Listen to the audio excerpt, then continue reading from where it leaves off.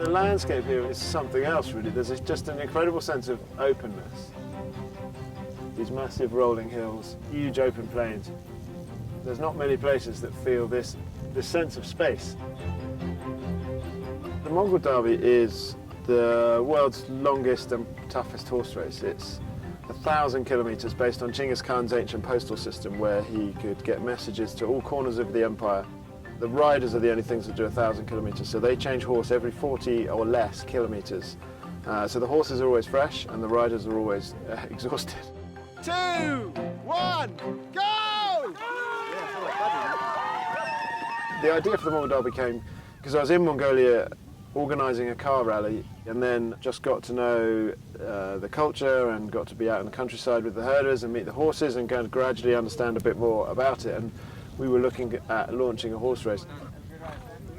Setting up the first one was quite a challenge, partly because we were wading into a whole world of unknown. So it took a long time travelling around the countryside, speaking to the herders, speaking to historians, speaking to equestrians, working out how we could structure the rules to ensure the animal safety in this kind of changing and different environment.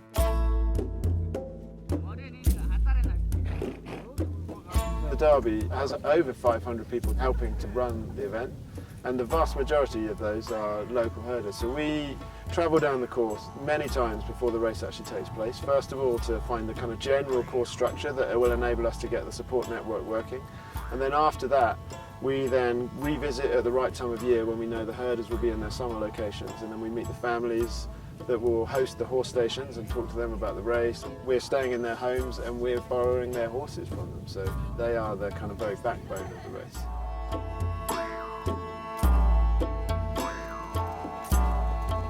The horse holds a very spiritually important place in Mongolian culture.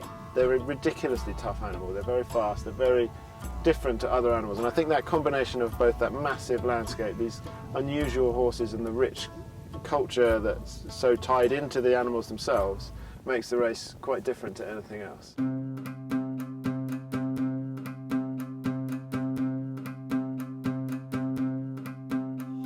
When they come into each horse station, the riders choose their own horses. We try and stand back and let them make that choice. Partly it's a very personal thing, I think, that interaction they have with the horse and the bond they form over the ride that they're about to do. The people who look after their horses better generally do much better than those who are too competitive in the kind of traditional going to the skin and go fast and get to the end. There are some that are more wild than others, and I think the person's temperament and the horse's temperament need to kind of match. Steady. Come on, boy. Come on. I think what makes it hard for the riders is a few things. It's partly the exposure, that they're outside for 10 days, but it's more that it's sheer exhaustion over time. Riding from 6 a.m. to 8 o'clock at night every day, day in, day out, takes its toll.